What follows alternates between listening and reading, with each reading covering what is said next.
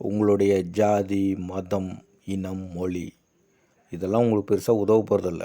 உங்கள் வாழ்க்கையை நீங்கள் கொஞ்சம் யோசித்து பார்த்தீங்கன்னா போதும். கடந்த காலத்தில் என்ன நடந்ததுன்னு கொஞ்சம் யோசித்து பாருங்கள். எதுவுமே உங்களுக்கு உதவி இருக்காது.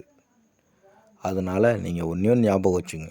உங்களுடைய உழைப்பு, உங்களுடைய அறிவு, உங்களுடைய தன்னம்பிக்கை, உங்களுடைய முயற்சி, ஊக்கம் இதை மாதிரி விஷயங்கள் தான் உங்களுக்கு உதவி இருக்கும். அதனால் இதுக்காகலாம் நீங்கள் பெருசாக சண்டை போடணுன்னு அவசியம் இல்லை. இதுக்கெல்லாம் பெருசாக முக்கியத்துவம் கொடுக்கணுன்னு அவசியம் இல்லை. ஒவ்வொருத்தருக்கும் ஒரு ஜாதி மதம் இருக்கும். அதை பெருசாக தூக்கி பிடிக்கணும்னு அவசியம் கிடையாது. உங்கள் வாழ்க்கை சிறப்பாக அறத்தோடு வாழ பாருங்கள். வாழ்க்கையில் முன்னேற்றத்துக்கு நம்ம என்ன செய்யணும் அப்படின்னு யோசிங்க. வாழ்க்கையில் அடுத்த நிலைமைக்கு போகிறதுக்கு என்ன வழியோ அதை மட்டும் செய்யுங்க. மற்றதெல்லாம் அதை சொல்லி உணர்ச்சி தூண்டி விட்டுக்கிட்டு சில பேர் பயனடைவாங்க.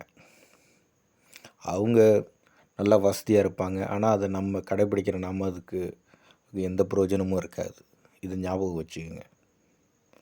நமக்கு என்ன வாழ்க்கையில் என்ன தேவை, எது நம்ம வாழ்க்கைக்கு அடிப்படை, எது அறம், எதை நோக்கி நகரணும் அப்படிங்கிறத புரிஞ்சுக்கிங்க.